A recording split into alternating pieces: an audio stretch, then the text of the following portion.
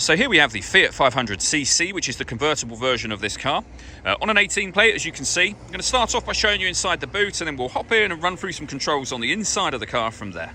As we approach the back of the car, you can see we have reversing sensors. Given the fact that it's a convertible, a decent amount of boot space as well, which you can increase further by folding the 50-50 split folding rear seats down as well. Okay, now that we're inside the car, we're going to start with the dials. We've got the speedometer first of all, which is that white outer ring, the rev counter within that, and then within that the main trip computer, which includes the fuel gauge, the coolant temperature gauge, and the total miles of this car. They are 20,057. If we back out to the steering wheel, we have stereo and phone controls, and then stereo and phone controls again. You'll only be able to use the phone controls once you paired the phone up to the car, and that is done over on the touchscreen in the center just here. So you'd hit the phone button and then follow the instructions on screen, which we're not going to do at the moment. When it comes to music in this car, we've of course got the radio, DAB and FM and AM radio. And if you listen to your own music, press that button. Nothing is connected at the moment. You can connect up an auxiliary device, a USB device. You can also, if you press this button, you'll be able to see, stream your music wirelessly via Bluetooth audio as well. So plenty of ways to listen to your music, and you can connect up certain Fiat friendly apps via your smartphone should you wish to do that. We've got the button to make the power steering lighter.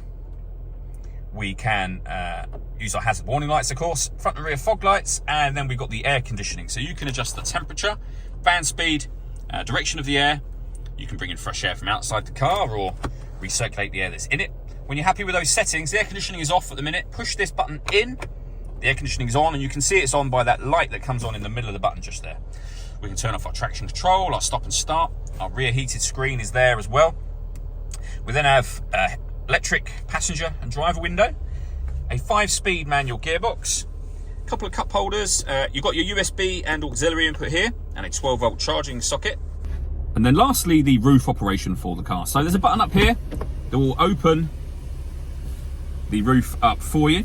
And what it will do, it'll open all the way to the back, just short of covering that rear window.